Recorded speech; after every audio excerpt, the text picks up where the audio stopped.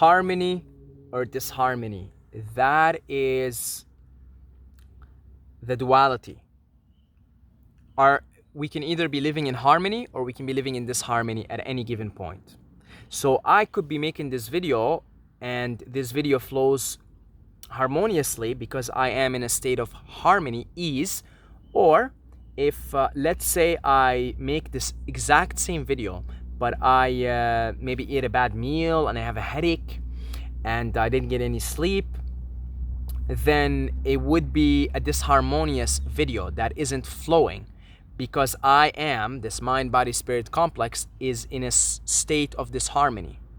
Nothing has changed, it's the same spirit, it's just the vibration is different. The vibration of the mind body complex is different, and also the vibration of the spirit of the soul in its evolution. So it all adds up to make the mind body spirit complex. If you're familiar with Doctor, the Japanese guy, is Smarto Moto or something, the guy with the water experiment. If you're familiar with that, he basically subjected water, which is a powerful memory stick. It stores information. He subjected water to different music and different sound frequencies, and different geometrical shapes formed. You could see their formations, okay, as a result of the sound frequency. So when the water was subjected to classical music, they formed beautiful crystalline sacred geometry, essentially sacred geometry. They shaped sacred geometrical shapes, stuff that you see like pyramids and stuff like that, stuff that you either experience if you did some kind of holotropic breath work or you took psychedelics and you close your eyes and you see this sacred geometry, which is all because all the creation is mathematical. And then he subjected the water to different or let's say different type of music, so heavy metal, and it formed disharmonious and not very appealing to look at shapes, because you know the vibration of the music is disharmonious, as opposed to say Beethoven or Bach, which is so wonderful. And I learned this from driving Uber for 6 or 7 months. First, I was playing any type of music, random music, and I got a few complaints from people about the music. Then I said, well, I'm just gonna, I sort of have, I had a hunch. If I play classical music, everyone will be happy. And I started to play classical music, and I started getting all these positive reviews. People leaving me comments saying, you know, the music was fantastic. This was the best Uber ride. And I kept getting it over and over. In fact, one time, this girl, she loved the music so much. I was playing, I believe it was Beethoven's 7th Symphony. She loved the music so much that she took down my information and she said, okay, look, next time I want to take an Uber, I want you to be around, so I'm just going to call you or something, which she never did, but nevertheless, she was really happy that this music was playing. And I'm telling you, this was over and over. Like, if this was a scientific experiment, like this, okay, there was a control group, which is the pre-phase when I was playing random music, and then as soon as I started playing classical music, my God. So there seems to be an because beauty is another name for consciousness, and there seems to be a certain objective measure for beauty, and it shows in music and it shows in sound. If you hum, you're gonna feel better. If you sit down and hum for an hour, oh God, because it's a very sacred vibration, sound vibration. And so it seems that sound vibrations stand or represent certain geometrical shapes, which are the essence of creation, and they can be either harmonious, beautiful to look at, or disharmonious. So it because creation is mathematical and it's also sound based. So sound and sight, because these geometrical shapes, they are the basis of creation. Okay, this is why if you drop acid or take mushrooms, close your eyes, you will see geometric shapes everywhere, because everything around you actually, this is geometrical shape. They even say that there's certain things about human attraction, that humans are attracted to other humans that are symmetrical or something. Yeah, symmetrical. Yeah, that if you're symmetrical, you're deemed more attractive. Okay, so sound is a frequency, sacred geometry is a frequency, everything is a frequency. The third, was it the third? Yeah, the third hermetic principle, the law of vibration, everything vibrates, nothing is at rest. And so everything vibrates. And we're right now in third density, 3D, having a third density experience. It's denser. Okay, so things vibrate slow to the point where they actually manifest in physical form. Okay, so some yogis can actually vibrate so high in their mind, body, spirit complex, they disappear. Because you cannot, at certain level of high vibration, if your mind, body, spirit complex is vibrating so high, you disappear. You cannot even, your mind, body, spirit complex cannot even take physical form anymore. Okay, because it's not possible. Because the vibration, you're vibrating too high to even take on a physical form. And I think this is a bit, this is definitely annoying for higher density souls like wanderers who come to this plane to do a certain work and have a certain mission, because our spirit, our soul is vibrating at this fifth or sixth density, but you're taking on a mind-body complex that's vibrating at third density, and it's pretty, folks, it's pretty annoying. It's irritating. And the way I actually make myself go to sleep is I close my eyes and then I start to have visions of me levitating and doing telekinesis and all sorts of things, and that's how I fall asleep. Okay, because it's just like I know inside of me it's irritating to me. Like, man, I'm like the other day I was in a bus, taking a bus, and I was just sitting there, and I was like, man, why do we have to take buses? Can't we just teleport? Like, it was like such a genuine place to inside of me. Like, God, this realm is so dense, so dense. Because, in the higher realms, you don't need transportation system and stuff. The soul, it's all instantaneous, teleportation and telepathy, baby. That's how it goes in the higher densities. So now I want to bring it back to sound and sacred geometry. So I find that if I hum, which I talked about in the last video, if I hum, then I summon such high frequency that my health improves, my energy improves, my state of well-being improves, my levels of fulfillment in the present moment improve and are elevated, because I'm inviting to my life a high frequency. So I'm using the sound, I'm using the body, and the sound frequency is causing the mind, body, spirit complex to vibrate higher. And I reckon if I was to sit in a cave and hum 24/7, I would probably at some point disappear. At some point, that it'll be too high of a frequency that I would simply disappear. And I'm sure if you did the water experiment using the hum, that it would form very, very beautiful crystals. And I will look into it as soon as this video is done, because I'm sure somebody did it, if not the Japanese scientist himself. But I think he mostly worked with music. So I am a big fan of sound. Sound healing and using sound is usually my go-to method for meditation. So I hum, and for just about anything, really. I'm a vocal mind, body, spirit complex playing this role of Saeed, and I make videos. And so my thing is making videos. And I only learn fully understand when I make videos about something, because this mind, body, spirit complex, this instrument is vocal. It's very vocal. And unless I use sound, like I could do breath work, and it just like, I just sit down and watch my breath, and before you know it, I'm humming, because it's like, this instrument is vocal. So sound is very powerful, very powerful. Be mindful of the music you're listening to. It's either putting you in an elevated state of consciousness, or it is putting you in a lower state of consciousness. And the more I'm sensitive, if one of this mainstream music plays, like if I'm watching a YouTube video and it's got this like mainstream music, I don't even know it's mainstream. I just kind of, you know what I mean? I just listen to it and I actually turn the volume down. I'm just like, man, this doesn't feel good. I'm gonna watch the video, but I'm gonna like mute it. You know, you gotta be, you know, the more you're sensitive to how sound affects you, again, this is scientific now we're talking, folks. This is like stuff that this Japanese, whatever, doctor or scientist did this experiments, they're there. You can go check it. It forms different structures.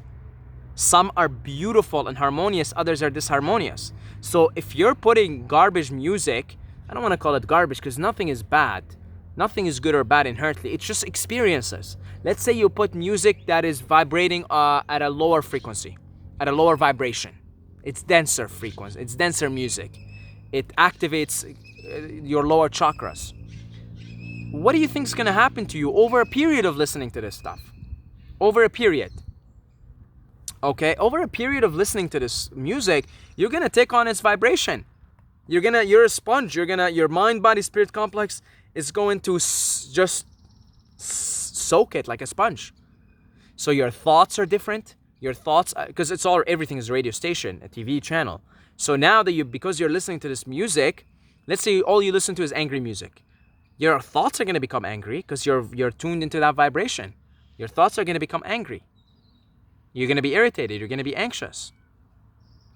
And you know, the architects of this socioeconomic matrix are very aware of it, and so they tune our our mainstream music is basically tuned to such frequencies as to keep you in fear, anger, anxiety, and state of lack. And yeah, like I said, I experimented with this on Uber. I just started playing classical music. Man, I saw it firsthand. You know, a big difference.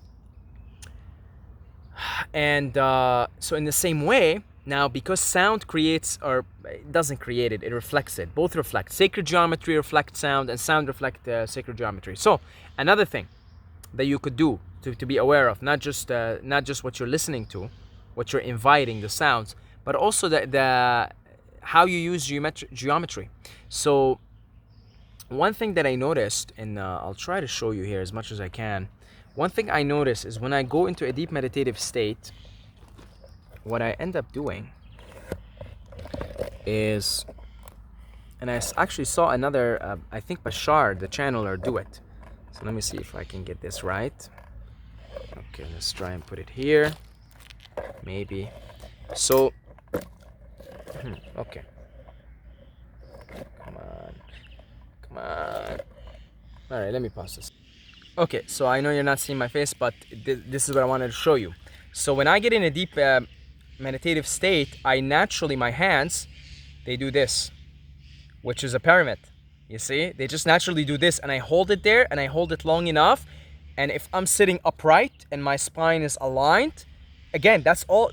You're aligning your body in a certain geometrical pattern that can channel certain frequency. So if I do this, you know, my hands start to do it naturally, and then I hold it long enough, and I feel this like energy going through my crown chakra, my head. I feel this energy coming down through my head. If I hold it long enough, and I'm humming, and I'm, you know, creating a certain frequency in this in my aura, in this mind, body, spirit complex. And aura is whatever the mind, body, spirit complex is vibrating at. You see, so like this.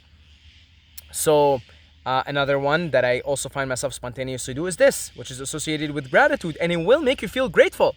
Because again, you're geometrically aligning your mind, body, spirit complex, your aura, to take on a particular vibration.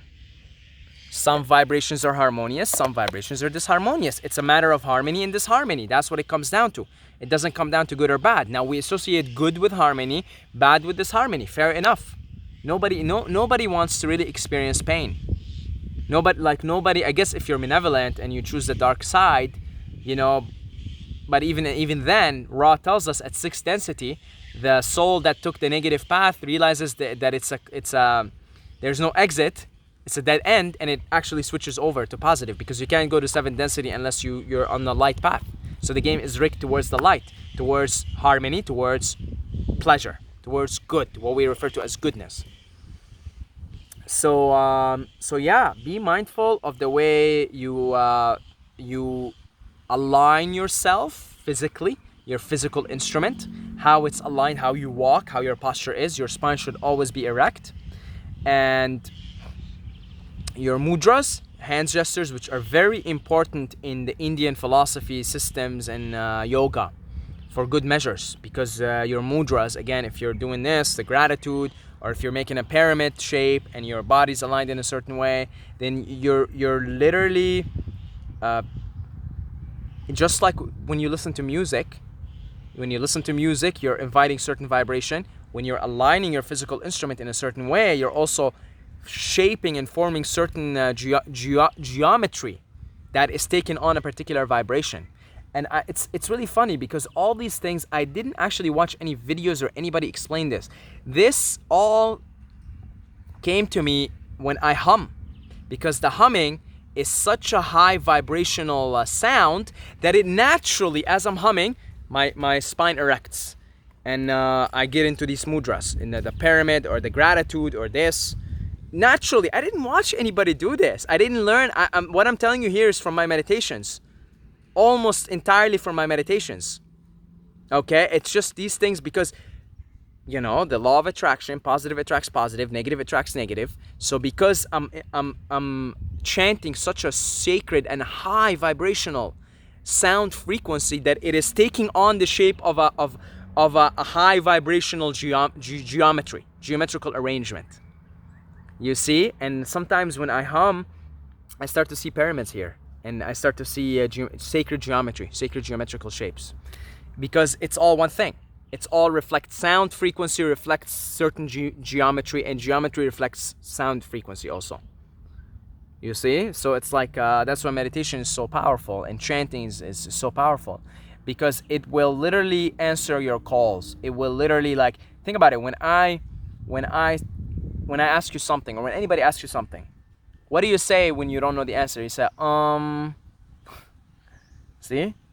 So that's how sacred the sound frequency is, the sound of hum, the sound of creation, hum. Because you literally, when you don't know an answer, and this is universal in every culture, it doesn't matter what language you speak, you say, right? It's like, it's really, it's almost, when you see it, it's like, wow, how did I not see this before? So they all reflect one another. Sacred geometry reflects sound, and sound reflects sacred geometry. They're like, they go hand in hand. And just be mindful. Be mindful of your physical arrangement. Always erect posture. I heard that you ideally should be sleeping upright, which I'm not ready to go down that road, because I'm sleeping on my stomach, which is bad already. And it's hard enough for me to switch to my sides or my back, so let alone sleeping upright. That's advanced work. But I could see it, I could see it, because I mean, you're upright, which is upright is if you want illumination, like often if I'm relaxed and I want to meditate to relax, or I just lay down. I lay down because, again, the way your geometry is, I guess if you lay down, the geometrical shape that your body is in gets you in a certain frequency that causes relaxation. But if I want illumination and insights, and if then I sit down and with an upright posture. And so, because I'm not gonna go to sleep. So you see how your arrangement, your physical arrangement, your geometrical arrangement plays a factor in everything. You lay down, you're more likely to sleep, because that's the geometrical arrangement. Everything is frequency. The third law of the third Hermetic principle, the law of vibration, the principle of vibration. Nothing rests. Everything is in motion.